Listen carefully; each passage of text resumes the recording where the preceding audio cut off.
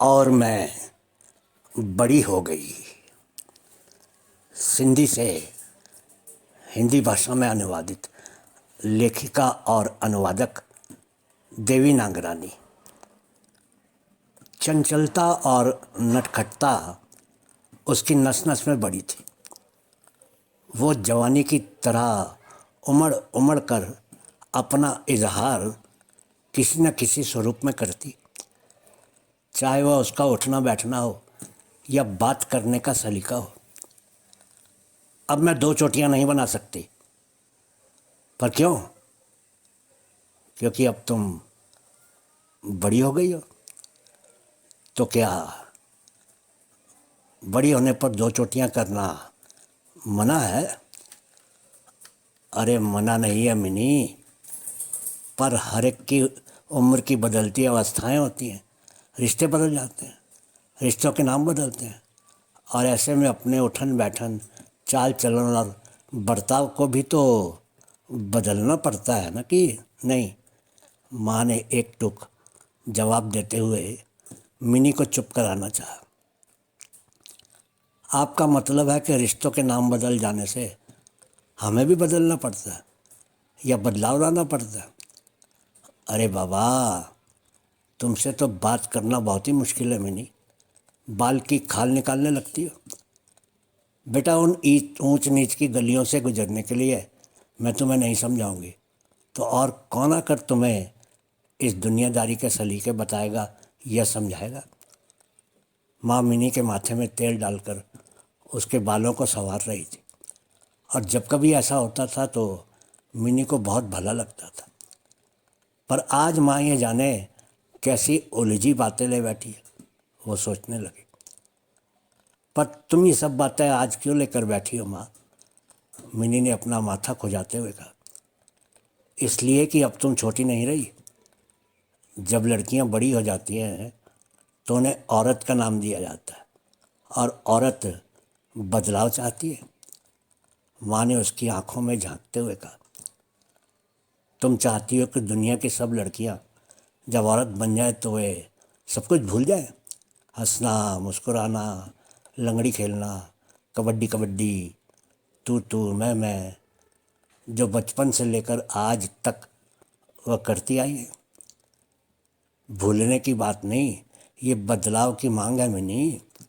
माँ ने उसके उलझे तेवरों को सुलझाने का प्रयास किया। और सब तेरी तरह बन जाए, दो पाटों के बीच पिसती हुई एक साधारण धान का दाना। क्या लड़की का जीवन मात्र नारी होने में नहीं है, जो सहजता से उसे वरदान में मिलता है? क्या हर शादी का अंत ऐसा ही होता है? पति की सेवा, उसके माता पिता के पांव दबाना, उसके बच्चों को पैदा करना, उसका लालन पालन करना, उन्हें खाना बनाकर खिलाना, स्कूल के लिए तैयार करना, और उनकी ज़रूरतों और मांगों की कश्मकश में घिरे रहना। कुछ इस तरह के अपने होने का एहसास भी याद न रहे। बस खुद ही धान, खुद ही चक्की बनकर चलती रहे, पिसती रहे, जैसे कोई टूटी फूटी नाव चल रही हो महाकाल की भंवर में। ये तुम क्या कह रही हो मिनी? क्या हो गया तुम्हें? ये तो बागी सोच है। परिवार के लिए अपना समस्त अर्पित कर देना कुर्बानी नहीं है, ये तो कर्तव्य होता है। वो मेरे हैं और उनका परिवार भी मेरा है। ये तुम कह रही हो माँ?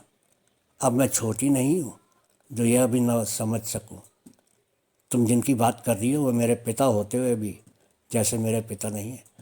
उन्हें तो यह भी नहीं मालूम कि मैं किस कक्षा में पढ़ती हूँ, मेरा छोटा भाई किस पाठशाला में जाता है, क्या उड़ता है, क्या बिछाता है। बस साल में एक दो बार जब उन्हें होश आता है तो पूछ लेते हैं पढ़ाई कैसी चल रही है, और ऊपर से सुझाव देकर चलते बनते। माँ की बात सुना और माना करो। मिनी अपनी उम्र की बागी सोच को उड़ेलते हुए कहती रही। माँ की चुप्पी देखते हुए मिनी ने उन्हें उकसाने की कोशिश की। वो माँ का मन टटोलना चाहती थी। माँ, तुम तो ऐसे कह रही हो जैसे कि कभी तुम्हारी बात सुनते हैं और मानते हैं। मुझे तो लगता है कि उन्हें अपने नशे में और जवानी की चौखट पर बैठी उस मैत्री के खुमार के सिवा कुछ याद ही नहीं रहता। क्या तुम इसे कर्तव्य कहती हो जो फ़कत एक तरफा ही रह गया और जिसे निभाने के लिए तुम खुद भी जीना भूल गई हो? बेटे और अपने घर की लाज रखवाना नारी मात्र की जवाबदारी होती है, क्योंकि वह सब रिश्तों से बढ़कर ममत्व की रक्षा करना जानती है। मुझे तेरी बहुत चिंता है। ये भी एक कारण है कि मैं बहस नहीं करती, बस खैर ख्वाही की दुआएं मांगती रहती।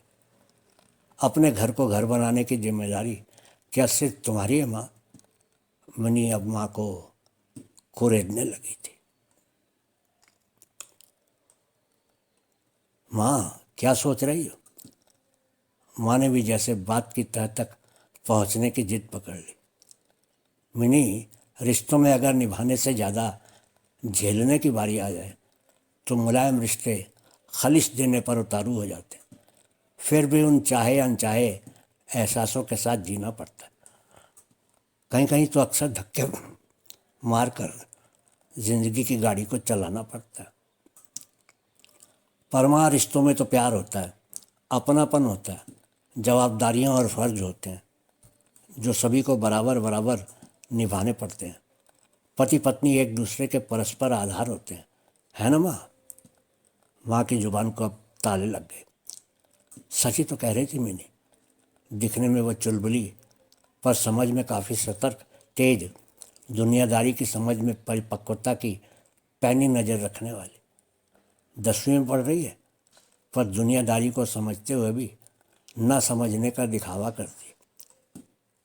मिनी अपनी माँ की सखी है। उसकी हर आहट से उसके अंतर मन के तट को छू जाती है। उसकी आंखों में छुपे हुए डर को, हर सवाल को पढ़ लेती है। मन की गहराइयों में छुपे जख्मों के छालों को कभी कभी अपनी बालपन की ऐसी ही बातों से फोड़ आती है ताकि माँ के दिल का दर्द जहर बनने से पहले आंसू बनकर बह निकले। माँ के मन के संघर्ष से वह भली भांति परिचित थी। उठते हुए बवंडर से भी वाकिफ थी, पर कहती कुछ न थी। अपनी तरफ से एक अनजान दिखावे को ओढ़कर वह विचरती रहती, पर नज़र चारों ओर घूमती। उस घर की चार दीवारी के अंदर और बाहर उसे ये भी पता रहता था कि कहाँ क्या हो रहा है। ऊंच नीच समझने का सामर्थ्य उसमें है। बस माँ के जख्मी दिल को और चोट न पहुँचे, इसलिए वह ऐसे ही सवालों से उसे टटोलती। जब माँ के पास उन सवालों का कोई जवाब न होता तो वह घर की दहलीज उसकी मर्यादा के सुर का सुर अलापते हुए रोती। अपने मन में छुपे हुए भय को मिनी के साथ ये कहते हुए बांटती, बेटा, हर घर की एक कहानी होती है, एक मर्यादा होती है। जब एक घर की बेटी दूसरे घर की बहू बनकर उस घर की चौखट के भीतर पाँव रखती है तो वो लाजवंती बन जाती है। मिनी बस माँ को इसी घर और इसकी दहलीज की मर्यादा के सुर आलापते हुए सुनती। पर आज बात का रुख बेरुख सा बनता जा रहा था। शायद माँ अपने भीतर के डर को शब्दों में ढाल पाने में असमर्थ हो रही थी। बेटा, घर की बात घर में ही रहे तो बेहतर। मुझे तेरी भी तो चिंता लगी रहती है। साल भर में कोई अच्छा लड़का देखकर तेरी शादी कर दूंगी, तेरी कश्ती पार हो जाए, फिर मेरी नैया का जो हो सो हो।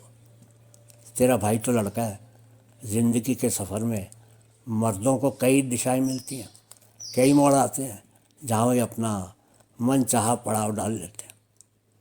माँ, ये छूट सिर्फ मर्दों को ही क्यों होती है? औरत को घर की चौखट से क्यों बांध कर रखा जाता है? क्या औरत उस आज़ादी की हकदार नहीं? मिनी अपने मन की भड़ास सवालों में घोलने लगी। बेटा, आज़ादी और हक, बस माँ इतना ही कह पाई। हाँ माँ, मर्यादा के नाम पर और से आज़ादी छीनी क्यों जाती है? मिनी के स्वर में कड़वाहट थी। आज़ादी के भी दायरे होते हैं मिनी। मर्दों की आज़ादी को तो दुनिया गवारा कर पाती है, पर औरत का एक गलत कदम उसकी मर्यादा को कलंकित कर जाता है और उसके बाद उम्मीदों के सारे दरवाजे अपने आप उस पर बंद होते चले जाते हैं। अब मिनी का कुछ संजीदा होकर गौर से सुनने लगी और सोचती रही कि माँ क्यों ऐसा कह रही है और क्या कहना चाह रही है, और ऐसी क्या बात है जो माँ इतनी भयभीत है। कोई तो अनजाना डर है जो भीतर ही भीतर उसे खाया जा रहा है। शायद जो वह मुझसे कहना चाह रही है उसकी जुबान उसका साथ देने में समर्थ नहीं है।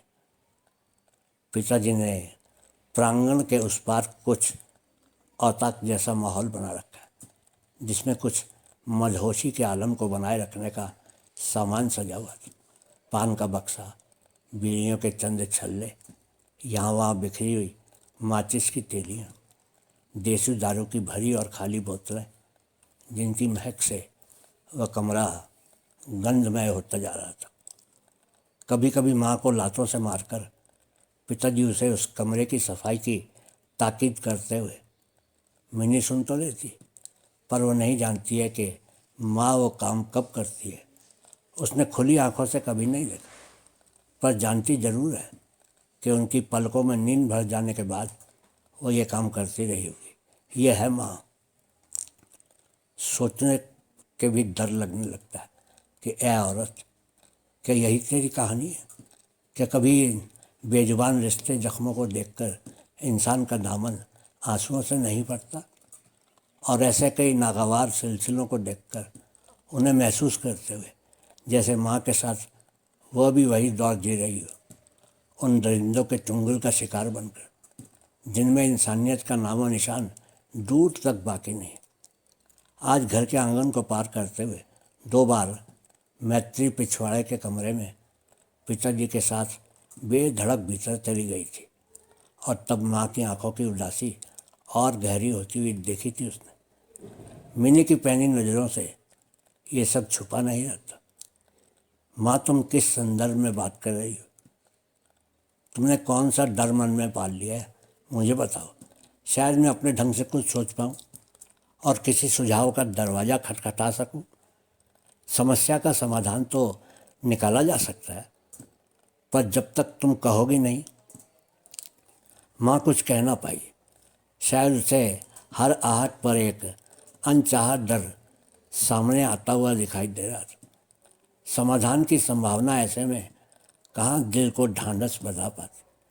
शायद इस घर में रहते रहते माँ ये जान गई थी कि समाधान की जांच पड़ताल एक घटना के गुजर जाने के उपरांत हुआ करती है, और उसके अंतिम चरण में पहुंचने के पहले दूसरी घटना घट चुकी होती है।